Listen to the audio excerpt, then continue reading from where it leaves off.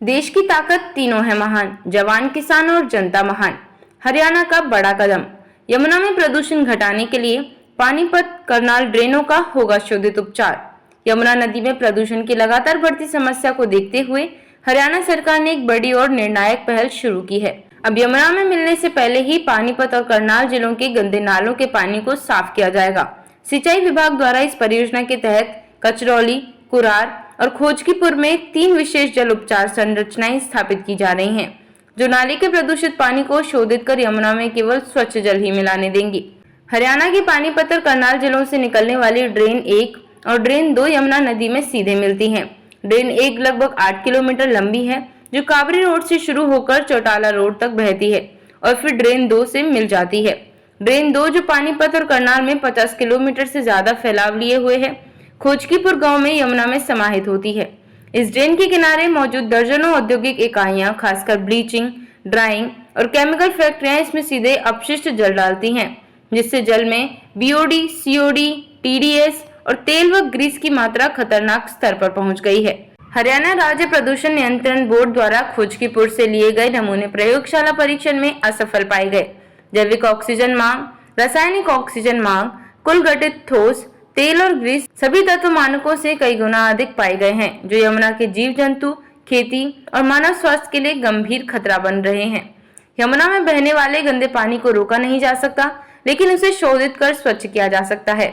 इसी सोच के साथ 3 एमबीटी संरचनाएं विकसित की जा रही हैं। कुरार जिला पानीपत 10 करोड़ की लागत से बना भंडारण सह उपचार संयंत्र 13.5 किलोमीटर क्षेत्र में 112 हेक्टेयर मीटर पानी संग्रहण क्षमता।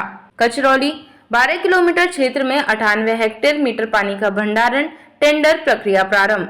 खोजकीपुर 14.5 किलोमीटर क्षेत्र में 125 हेक्टेयर मीटर जल संग्रहण, डीपीआर तैयार, निर्माण कार्य जल्द शुरू। इन तीनों एमबीटी केंद्रों में पानी को लगभग 15 दिनों तक संग्रहित किया जाएगा। संग्रह के दौरान पानी को एरेटर, जाल फिल्टर, स्किमर और ऑक्सीजन इन्फ्यूजर जैसे उपकरणों से शुद्ध किया जाएगा। इससे जल में मौजूद बीओडी और सीओडी जैसे प्रदूषक कारकों को कम किया जाएगा।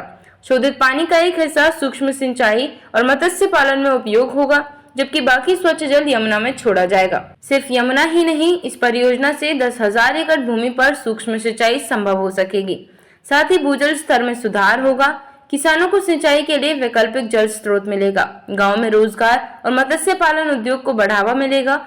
यमुना में प्रदूषण का स्तर घटेगा, जिससे दिल्ली, हरियाणा और उत्तर प्रदेश के करोड़ों लोगों को लाभ मिलेगा। मुख्यमंत्री के मुख्य प्रधान सचिव राजेश खुल्लर ने कुरार गांव का दौरा कर एमबीटी ढांचे की समीक्षा की।